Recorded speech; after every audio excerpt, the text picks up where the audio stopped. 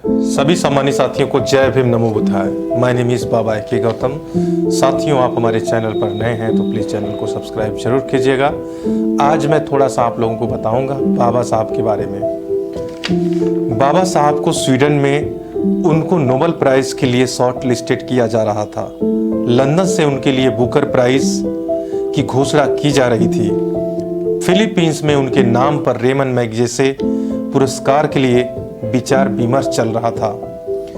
Oxford में उनके नाम पर चेयर स्थापित की जा रही थी।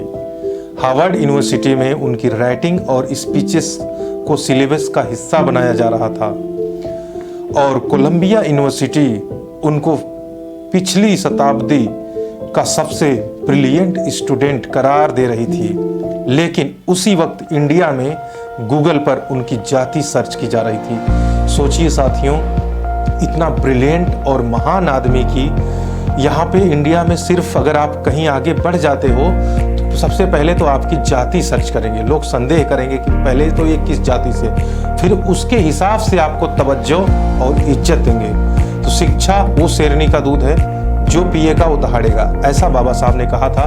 और हमारा जो मकसद है हमारे समाज को शिक्षित करने के लिए, जब तक हमारा समाज अंधविश्वास और पाखंडवाद में लिपटा है तब तक समाज आगे नहीं बढ़ सकता। मैं कहता हूं कि इन सब चीज़ों में कुछ भी नहीं रखा है। जब तक आप लोग अंधविश्वास और पाखंडवाद को अपने घर से, अपने मोहल्ले से, अपने बच्चों से दूर रखोगे तभी जाके आप लोग कहीं कुछ बन पाओगे।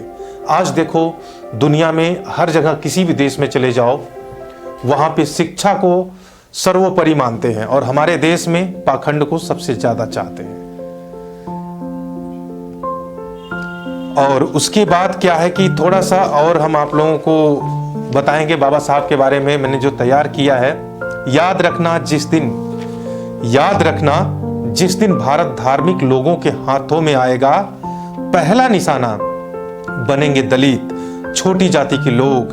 पहला निशाना याद रखो, जब संविधान नहीं था, जब अंग्रेज नहीं थे, जब मुगल शासक नहीं थे, ना दिल्ली सल्तनत का राज था और ना ही मोहम्मद कासिम आया था और ना ही गजनवी आया था, ना ही बाबर आया था, ना ही दलहौजी आया था, ना ही आज से आप जाओ गुप्त काल में, पसाड़ काल में, पुराने काल में अगर आप जाते हो, दलितों के पीछे बोरा बांध दिया जाता था, झाड़ू बांध दिया जाता था और गले में मटकी बांध दी जाती थी। जब वो चलते थे तो फिर जो पीछे पैर के निशान या थूक वगैरह जाता था तो उनको साथ में लेकर अपना चलते थे।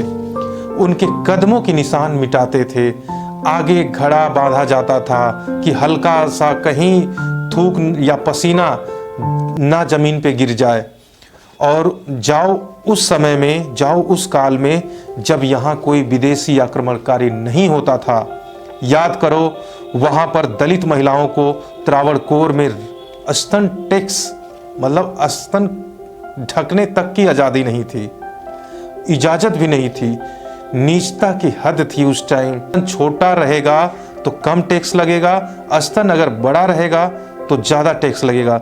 सोचिए नीचता की कितनी हद तक ये लोग जा बैठे थे उस जमाने में, उस टाइम, उस युग में। सोचिए हमारे लोगों पर कितना ज़्यादा जुल्म और जास्ती इन लोगों ने की होगी। आज अगर हमारे लोग पढ़ लिख कर थोड़ा सा आगे बढ़ जाते हैं तो इनके पेट में दर्द हो जाता है। बाबा साहब डॉक्टर अंबेडकर ने कहा कि ये मंदिर जाने वाली भीड़ जिस दिन विद्यालय जाने लगेगी उस दिन हमारा समाज आगे बढ़ जाएगा। बाबा साहब अंबेडकर ने कहा कि ये मंदिर जाने वाली भीड़ जिस दिन विद्यालय जाने लगेगी, इस भारत को सोने की चिड़िया बनने से कोई रोक नहीं सकता।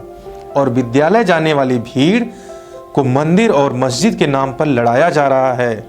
मुसलमान इस देश के खतरा हैं ऐसा बताया जा रहा है। बताओ इस देश के ओबीसी समाज के लोगों, तुम्हारे मंडल कमीशन का विरोध किसने किया? क्या किसी मुसलमान ने किया था क्या? रोहित वेमुला पाल तड़वी के खिलाफ कोई मुसलमान खड़ा था क्या? आपका लेटरल एंट्री में रिजर्वेशन नहीं मिल रहा है, कोई मुसलमान छीन रहा है क्या? सरकारी शिक्षा और सरकारी नौकरी को प्राइवेट हाथों में बेचा जा रहा है। आपका आरक्षण खत्म कर दिया गया, ये कोई मुसलमान कर रहा है क्या? आपके बच्चों को शिक्षा को प्राइवेट हाथों में बेचकर अंबानी अडानी का गुलाम बना दिया गया। लाखों रुपयों में डिग्रियां बिकेंगी। जिसके जेब में पैसा होगा उसके बच्चे पढ़ेंगे, जिसकी जेब में पैसा नहीं होगा उसके बच्चे नहीं पढ़ेंगे। ये कोई मुसलमान कर रहा है क्या? जरा बताओ हमारे मुल्क के लोगों, इस भारत के लोगों, भारत देश के लोगों, ये कोई मुसलमान कर रहा है क्या? क्या और आपको अचानक आकर बताया जाता है कि 80% हिंदू एक हो जाओ क्योंकि मुसलमानों से खतरा है। अरे मैं आपसे कहने आया हूं 90% इस मुल्क के कमीरा लोगों, हाथ में श्रम करने वाले लोगों एक हो जाओ। 10% लुटेरा लोगों से आपके बच्चे के भविष्य को खतरा है और केवल शिक्षा बचाओ। मैं इस देश के नेताओं के लिए कहना चाहता हूं, अगर इस देश में हिंदू धर्म खतरे में है तो अमित शाह का बेटा जैसा हिंदू धर्म बचाने क्यों नहीं जाता? अगर इस देश में मंदिर और मस्जिद की लड़ाई लड़नी है तो जितने इनके सांसद विधायक हैं उनके बच्चे क्यों नहीं जाते? आपको पता होना चाहिए कि बड़े बड़े नेताओं और उद्योगपतियों के बच्चे विदेश में पढ़ाई करते हैं और हमारे और आपके घरों के बच्चे को सरकारी स्कूल भी नसीब नहीं होता। और आपके बच्चे जब शिक्षित नहीं होंगे तो अचानक कोई आकर कहता है कि धर्म खतरे में है और आपका बच्चा धर्म बचाने चला जाता है, आ रहा है, उसका परिवार आबाद हो गया।